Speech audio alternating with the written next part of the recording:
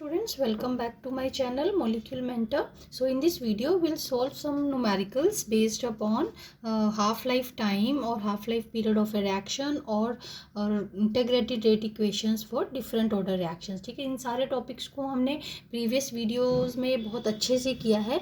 अब हम इसके numericals करते हैं so that you are able to apply that formulas while solving the numericals. So the first numerical is a first order reaction. So order of the reaction as mentioned in the statement, that is first order reaction is found to have a rate constant k की value given है.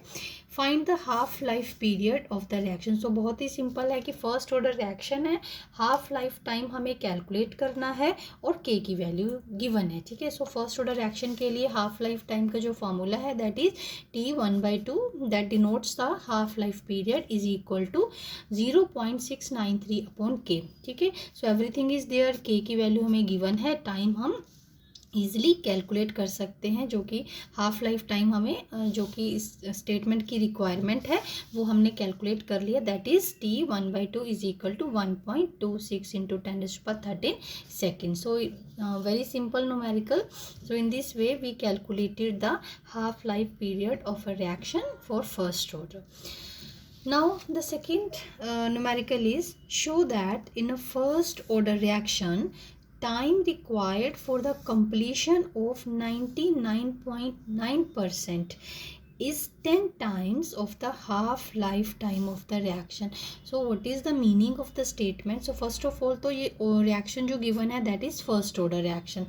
So दूसरा हमें ये show हो रहा है statement में कि हमें, और यू कैन से कि हमें कैलकुलेट क्या करना है कि time required for the completion of 99% of reaction, कि जो भी टाइम हमें 99.9% रिएक्शन कंप्लीट होने के लिए लगेगा that is 10 times of the half life of the reaction. This we have to prove. ठीक है, सो फर्स्ट ऑफ ऑल हमें क्या करना है कि हम वो टाइम कैलकुलेट करें जो कि रिक्वायर्ड है for the completion of 99.9% reaction.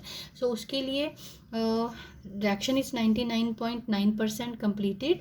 So for first order है तो हमें फर्स्ट ऑर्डर रिएक्शन का इंटीग्रेटेड रेट इक्वेशन अप्लाई करना पड़ेगा. सो उसके लिए हमें लाइक इंटीग्रेटेड रेट इक्वेशन का ये फॉर्मूला है हमारे पास. ठीक है, ये आपको बहुत अच्छे से आता होगा. इसको ड्राइव कैसे किया है हमने ये प्रीवियस वीडियोस में जाकर के आप देख सकते हो. ठीक है, सो इसमें हमें दो रिक्वायरमेंट्स हैं, R0 और R, और you can say initial concentration and concentration at any time. So इन दोनों चीज़ों को कैसे हम देखते हैं कि कैसे अप्लाई करेंगे इसी इंफॉर्मेशन से, इसकी इंफॉर्मेशन कैसे विथड्रॉ करेंगे फ्रॉम द गिवन इंफॉर्मेशन. अब देखो, जब 99.9% रिएक्शन जो है वो कंप्लीट हो गई, it means we have to stick to that concentration. We require that concentration of the reaction which is left after 99.9% of the reaction is completed. So it means कि अब 99% of the reaction is completed. ठीक है, so 99.9% of initial concentration has been used. तो हमारे पास ये आ गया 99.9% of initial concentration that is consume. तो इसको ये सॉल्व करके आ गया 0.999 जो कि हमने यहाँ पर लिख दिया है. अब इतनी कंसंट्रेशन को हम इनिशियल कंसंट्रेशन में से सब्ट्रैक्ट करेंगे तब हमारे पास आ जाएगी concentration at any time. Clear? So इससे हमें ये एक्सप्रेशन हमने ले लिया सिंप्लीफाई करके. तो अब हम इसको इस फॉर्मूला में अप्लाई करेंगे. K is equal to 2.303/T log R0/R. So R0 क्योंकि उस एक्सप्रेशन में भी है R की वैल्यू वाले जो भी हमने कैलकुलेट किया है. ठीक है, ये वाला. ठीक है, सो इट मीन्स ये R0 तो कट हो जाएगा इजीली. तो what is left that is 1 minus 0.999 that is left. तो इसको सिंप्लीफाई करके आ जाएगा हमारे पास log 1/0.001. सो 0.001 को इस फॉर्म में लिखते हैं दैट इज 10⁻³ सो और सिंप्लीफाई करें तो log 10⁻3. अब इसको सॉल्व करने के लिए जो पावर है वो आगे आ जाती है, तो 3 log 10. सो log 10 की वैल्यू जो होती है हमारे पास 1 रहती है.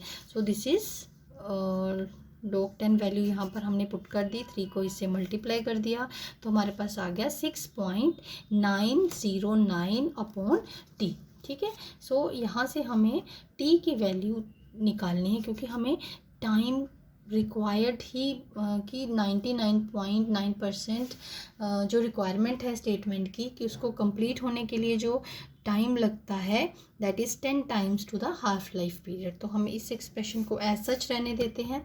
Then for half life time ये डायरेक्ट एक्सप्रेशन है हमारे पास, that is half life time का for first order reaction 0.693 upon k. So इन दोनों एक्सप्रेशंस की रेशियो लेंगे, that this is the time for 99.9% completion of the reaction, this is half life time. तो इन दोनों की वैल्यूज़ को पुट कर दिया हमने।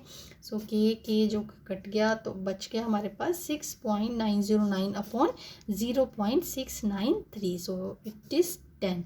So it means कि this is T 99.9% for time required for 99.9% completion of the reaction. This is 10 times to the half life period. So this we have proved. This was the requirement of the statement. ठीक है, जो हमारे statement में पूछा गया था वो हमने प्रूव कर दिया. So it's very simple numerical. Now let's do the another numerical.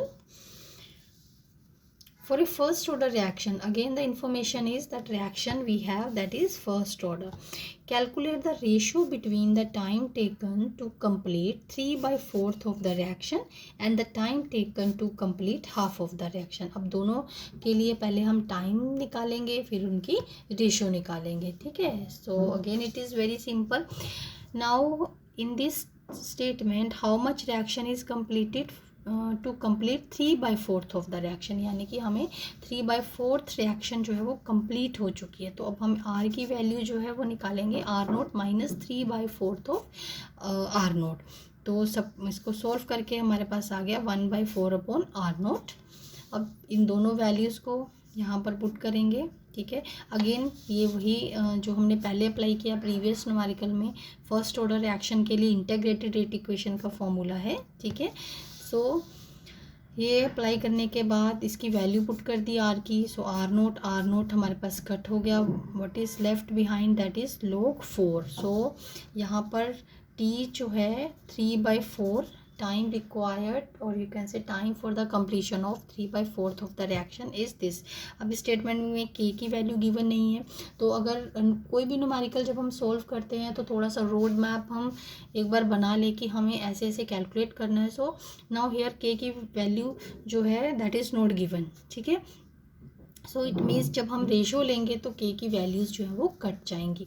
Then for half life of the reaction again हमने थोड़ा सा पीछे से लिखा है एक्सप्रेशन, अदरवाइज़ तो ये डायरेक्ट एक्सप्रेशन भी हम उसके लिए यूज़ करते हैं जो भी प्रीवियस न्यूमेरिकल में यूज़ किया है 693 अपॉन के. ठीक है, अब इससे प्रीवियस ये कहाँ से आया, वो इसी वाले फॉर्मूला से आता है. ठीक है, सो 1/2 R0.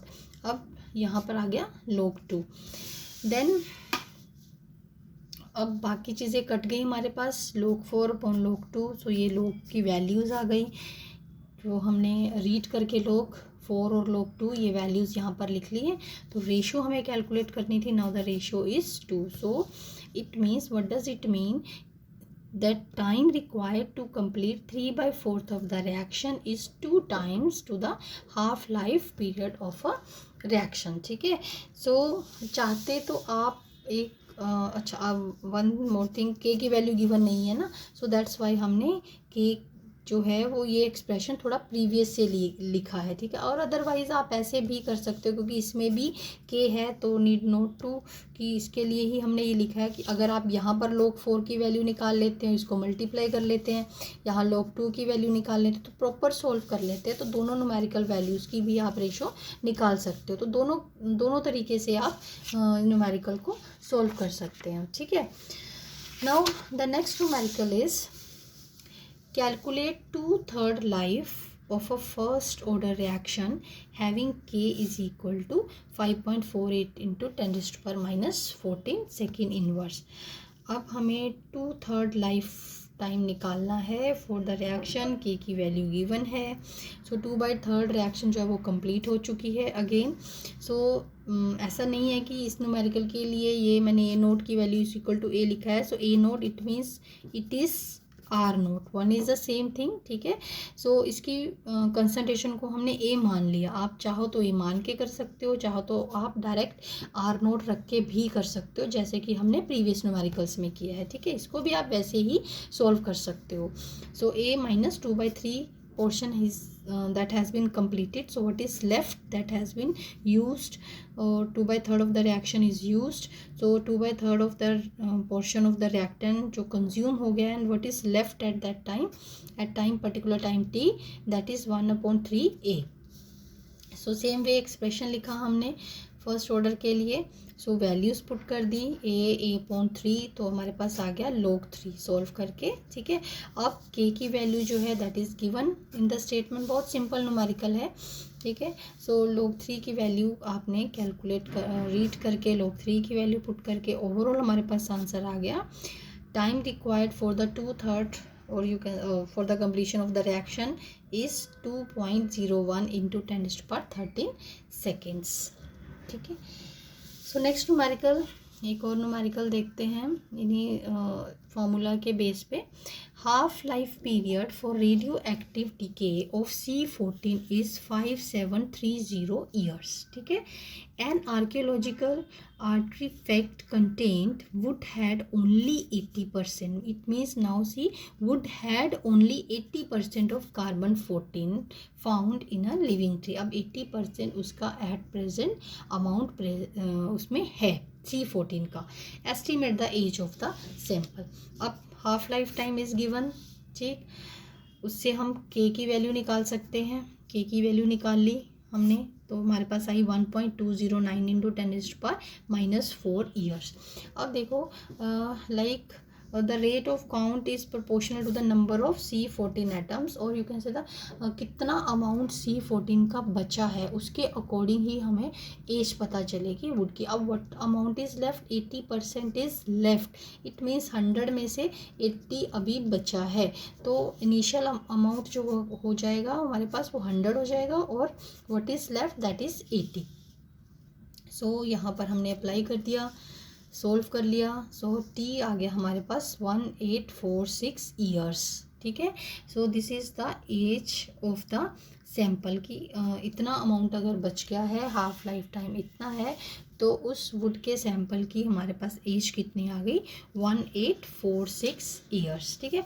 अब इसमें लाइक 80% लेफ्ट, तो ये चीज़ हमें ध्यान से देखनी होती है। लाइक पिछले जो न्यूमेरिकल्स किए उसमें था this much portion is completed, this much portion of the reaction that has been completed, और percentage of the reactant that has been use. So what is left, तो हमें सब्ट्रैक्ट करना पड़ता था कंसंट्रेशन एट एनी टाइम निकालने के लिए।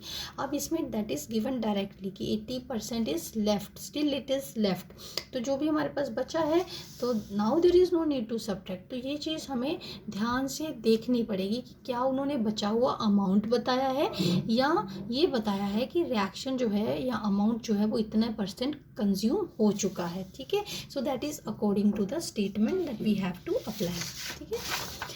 Now the next numerical is sucrose decompose in acid solution into glucose and fructose according to the first order rate law T1/2, or you can say half life time is 3 hours.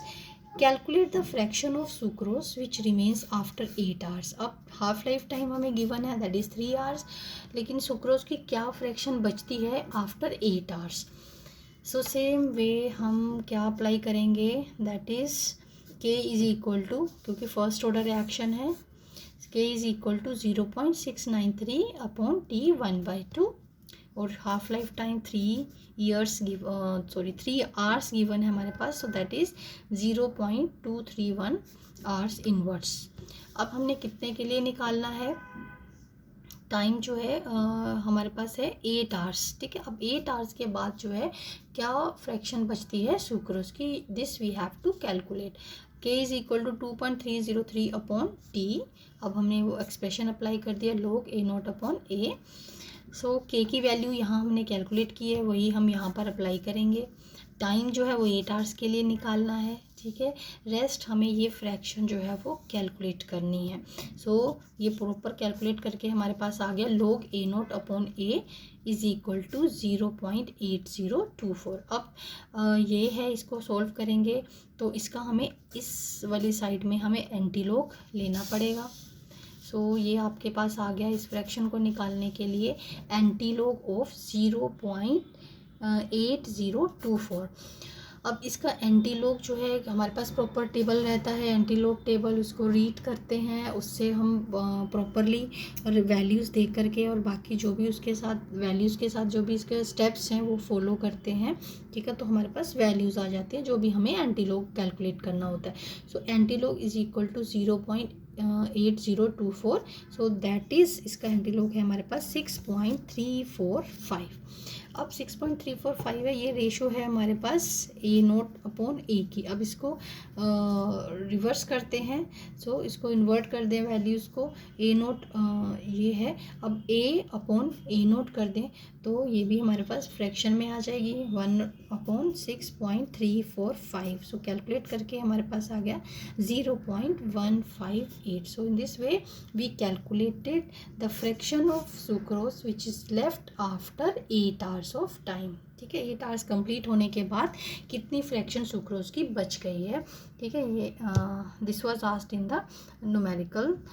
सो अब antilog है तो antilog की values आप इसमें आपको confuse होने की ज़रूरत नहीं है। मैं एक सेपरेट वीडियो में एंटीलॉग्स और लॉग्स को कैसे रीड करना है प्रॉपरली मैं आपको एक सेपरेट वीडियो में बता दूंगी। So that's all for this these numericals, ठीक है। सो फॉर दिस लेक्चर हमने इस लेक्चर में हमने अभी ये किया कि कितने न्यूमेरिकल्स जो हमने सोल्व किए हैं, जो भी numericals that was based upon the half life time and the you can say the first order integrated rate equation. So in this way we learn how to apply that equations to solve the numericals. So that's all for this video.